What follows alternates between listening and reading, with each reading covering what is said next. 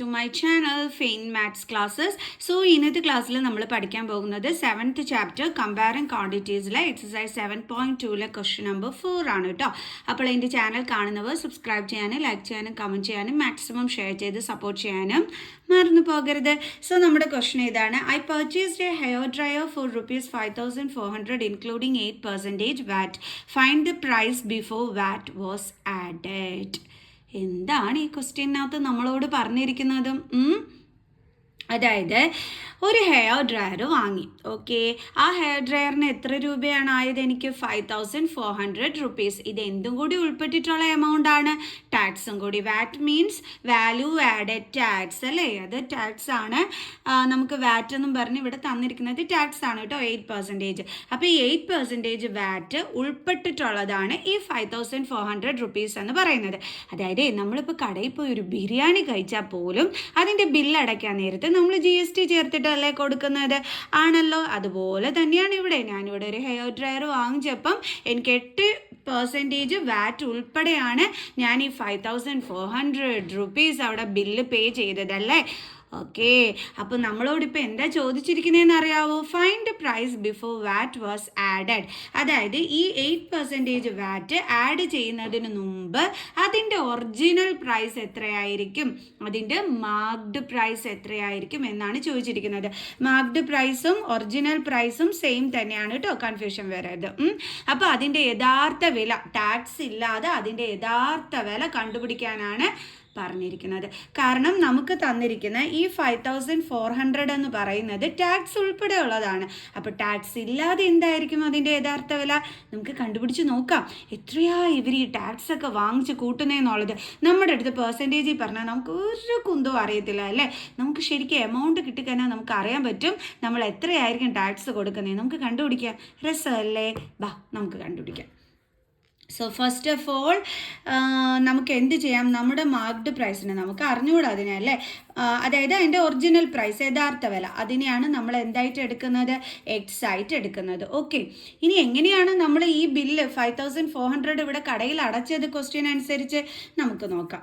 അതായത് നമ്മൾ അതിൻ്റെ യഥാർത്ഥ വില, അതായത് മാർക്ക്ഡ് പ്രൈസ്, അതിൻ്റെ കൂടെ നമ്മൾ ടാക്സ്, ഇത് രണ്ടും കൂടി ചേർത്തിട്ടാണ് നമ്മൾ ബില്ല് എമൗണ്ടായ എന്തടച്ചത്? 5,400. ഈ ബിൽ എമൗണ്ടിന് നമ്മൾ എന്തോന്നാ പറയണത്? സെല്ലിംഗ് പ്രൈസ് അല്ലേ. ഓക്കെ, അപ്പോൾ marked price plus tax is equal to എന്താണ്? Selling price. അപ്പോൾ മാർക്ക്ഡ് പ്രൈസ് നമുക്ക് അറിഞ്ഞുകൂടാ, എക്സ് എഴുതി. ടാക്സ് എത്ര പെർസെൻറ്റേജ് ആണ്? 8%.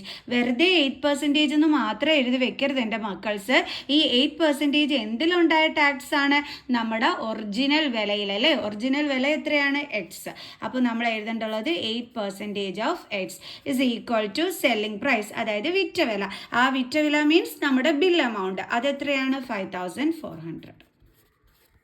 ക്ലിയർ? ഇനി നമുക്കിത് ചെയ്യാം. സോ എക്സ് പ്ലസ് 8% എന്ന് പറഞ്ഞാൽ മിസ് എപ്പോഴും പറഞ്ഞിട്ടുണ്ട്, പെർസെൻറ്റേജ് എന്ന് വെച്ചാൽ divided by 100 into X is equal to 5,400. So X plus 8 into X എന്താണ്? 8x by 100 is equal to 5,400. ഇനി ഇവിടെ ഡിഫറെൻറ്റ് ഡിനോമിനേറ്റർ അല്ലേ, ഇതേ ഇവിടെ ഒന്നുമില്ലെങ്കിൽ എന്തുണ്ട്? 1 ഉണ്ട്. സോ അപ്പോൾ നമ്മൾ എന്ത് കാണണം? എൽസിയം. എൽസിയം എന്ന് പറയുമ്പോൾ 100 ആയിരിക്കും വരുന്നത് അല്ലേ. സോ 1നെ നമ്മൾ ചേഞ്ച് ചെയ്ത് 100ലോട്ട് മാറ്റണം. അതിന് നമ്മൾ എന്താണ് എൻ്റെ മക്കൾ ചെയ്യേണ്ടുള്ളത്? ഈ 1നെ നമ്മൾ 100 കൊണ്ട് മുകളിലും താഴെയും മൾട്ടിപ്ലൈ ചെയ്യണം. സോ അപ്പോൾ നമുക്ക് എന്ത് കിട്ടും? 100x plus 8x divided by 100 എന്ന് കിട്ടും ഇസ് ഈക്വൽ ടു 5,400. 100 പ്ലസ് 8 എത്രയാണ്? 108. X by 100 is equal to എന്ത് കിട്ടും നമുക്ക്? 5,400. ഇനി ഇതും കൂടി തമ്മിൽ നമുക്ക് മൾട്ടിപ്ലൈ ചെയ്തുകൂടെ? 5,400ഉം 100ഉം കൂടി തമ്മിൽ. അതാണ് ഇനി അടുത്ത സ്റ്റെപ്പിൽ നമ്മൾ ചെയ്യാൻ പോണത്. എങ്ങനെ എഴുതാം നമുക്ക്? 108x is equal to 5,400 into 100. So 108x is equal to എങ്ങനെയായത് ഇൻറ്റു ചെയ്യുന്നത്? ആദ്യമേ ഈ 54, അതായത് ഈ 54ഉം 1ഉം കൂടി ഇൻറ്റു ചെയ്യുക.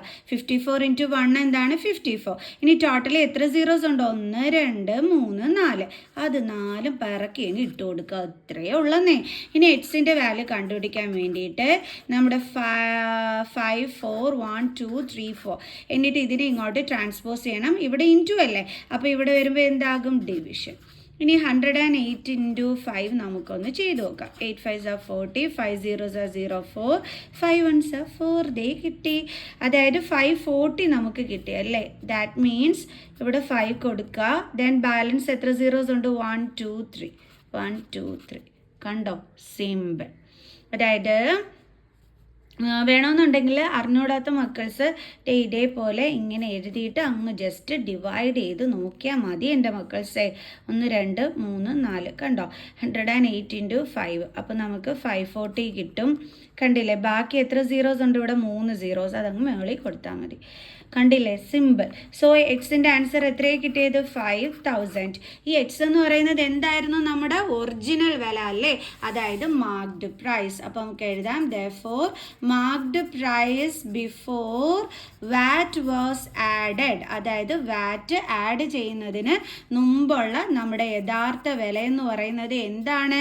5000 rupees. അതായത് നമ്മൾ ഈ ടാക്സ് ഒന്നും കൊടുക്കാതെ ഈ ഹെയർ ഡ്രയർ നമ്മൾ എത്ര രൂപയ്ക്കായിരുന്നു വാങ്ങേണ്ടിയിരുന്നത്? 5000 രൂപയ്ക്ക്, 5000 റുപ്പീസിന്. എന്തൊരു കൊള്ളയല്ലേ! 400 രൂപയൊക്കെ നമ്മുടെ കയ്യിൽ നിന്ന് ടാക്സ് ഒന്നും പറഞ്ഞപ്പോൾ വാങ്ങിക്കുകയാണ് ചെയ്യുന്നത്. എൻ്റെ അമ്മോ, നമുക്ക് പെർസെൻറ്റേജ് തന്നിരിക്കുന്നതുകൊണ്ട് ഒന്നും മനസ്സിലായില്ല അല്ലേ. പക്ഷേ എമൗണ്ട് കണ്ടുപിടിച്ചപ്പോൾ നമുക്കൊരു കാര്യം മനസ്സിലായി. 5000 റുപ്പീസേ നമുക്ക് ഹെയർ ഡ്രയറിനാകുന്നുള്ളൂ. ബാലൻസ് 400 റുപ്പീസ് നമ്മൾ ടാക്സ് ആയിട്ടാണ് കൊടുക്കുന്നത്. അയ്യോടാ. ഓക്കെ, അപ്പോൾ എല്ലാവർക്കും മനസ്സിലായോ അതെങ്ങനെയാണ് ചെയ്യുന്നതെന്നുള്ളത്? അപ്പോൾ എൻ്റെ മക്കൾസിന് മനസ്സിലായി കാണുമെന്ന് വിചാരിക്കുന്നു. സോ നെക്സ്റ്റ് ക്ലാസ്സിൽ അടുത്ത വീഡിയോ ആയിട്ട് കാണുന്നത് വരെ ബൈ.